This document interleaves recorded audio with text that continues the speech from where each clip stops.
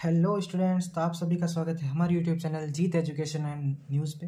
तो आज से हम मस्कुलोस्केलेटल की जो भी डिजीज़ होगी उनको डील करना स्टार्ट करेंगे। अपनी पहली डिजीज़ रहने वाली है ऑस्टियोपोरोसिस। ऑस्टियोपोरोसिस के पढ़ने के लिए सबसे पहले अपन जानेंगे कि ऑस्टियोपोरोसिस का मतलब पोरस बोन डिजीज़ या इसे साइलेंट बोन डिजीज़ भी कहते हैं।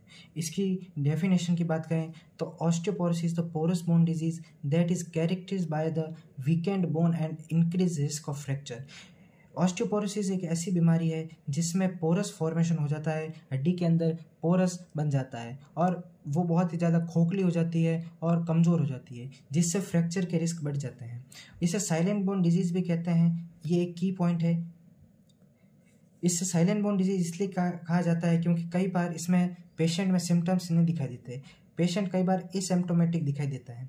इसके टाइप की बात करें तो इसके टाइप के लिए सबसे पहले अपन के पास प्राइमरी ऑस्टियोपोरोसिस और सेकेंडरी ऑस्टियोपोरोसिस में डिवाइडेशन किया गया है। Primary osteoporosis it is caused by the age related hormonal disturbance.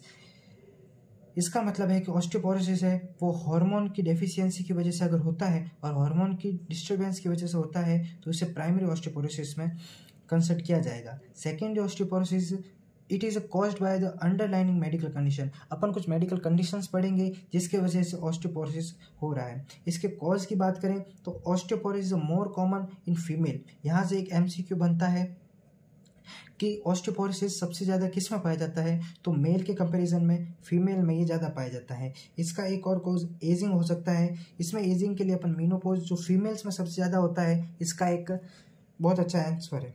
Hormones low estrogen in females and low testosterone in males, और पर सबसे ज़्यादा अपन ने पढ़ा कि फीमेल्स में ही ये मोस्ट कॉमन होता है।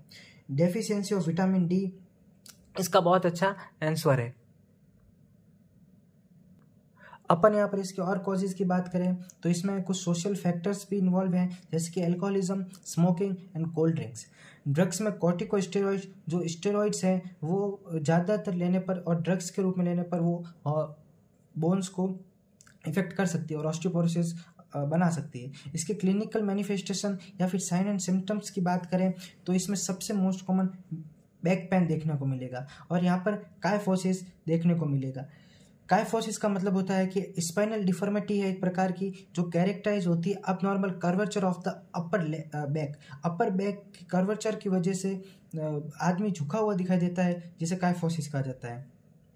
इसके और साइन एंड सिम्टम्स देखा जाए तो इसमें फ्रैक्चर के रिस्क बहुत ज़्यादा बढ़ जाते हैं। इसमें फीवर विथ चिल्स देखने को मिलता है क्योंकि ये इन्फेक्शंस की वजह से भी हो सकता है। इसमें रेडनेस, स्वेलिंग, लिमिटेड मोबिलिटी, मतलब कि ज़्यादा मूवमेंट देखा नहीं जाएगा, मूवमेंट कम हो जाता है, मूवमेंट इसमें कम देखने को मिलेगा। इसमें एनोरेक्सिया, वेट लॉस इसमें देखने को मिलेगा, इरिटेबिलिटी एंड फटीगनेस, ऐसे कुछ क्लिनिकल मैनिफेस्टेशन देखने को मिलेंगे। इसके डायग्नोसिस की बात करें तो सबसे पहले हिस्ट्री कलेक्शन, सबसे पहले पेशेंट की हिस्ट्री को कलेक्ट करेंगे कि उसकी लाइफ स्टाइल्स कैसी है, उसके सोशल फैक्टर्स कैसे हैं। उसके बाद फिजिकल एग्जामिनेशन में उसके फिजिकल एग्जामिनेशन को देखेंगे कि वो उसमें काइफोसिस या फिर लॉर्डोसिस की कंडीशन तो अराइज नहीं हुई है। फिर सीबीसी देखेंगे जिसमें इन्फेक्शन का पता चलेगा। एक्सरे से ये पता चलेगा कि कहीं बोन में पोरस फॉर्मेट तो नहीं हो रहा, कहीं फ्रैक्चर तो नहीं है। सीटी स्कैन से हार्मोनल इम्बैलेंसेस का पता चलेगा और एमआरआई से भी। आगे बात करें इसके डायग्नोसिस एवोल्यूशन की तो इसमें बोन स्कैन भी बहुत अच्छा ऑप्शन रहेगा, पर सब इन्वेस्टिगेशन ऑफ चॉइस इसमें डेक्सा को दिया जाएगा। बेस्ट और confirmatory and investigation of choice DEXA होगा। डेक्सा की फुल फॉर्म है ड्यूअल एनर्जी एक्सरे एब्सेप्टियोमेट्री। यहाँ पर इसके ट्रीटमेंट की बात की जाए तो ड्रग ऑफ चॉइस यहाँ पर बिसफॉस्फोनेट होगी। बिसफॉस्फोनेट क्या काम करती है, कैल्शियम के लेवल को बढ़ाती है और हड्डियों को मजबूत करती है और उनमें पोरस बनने से रोकती है।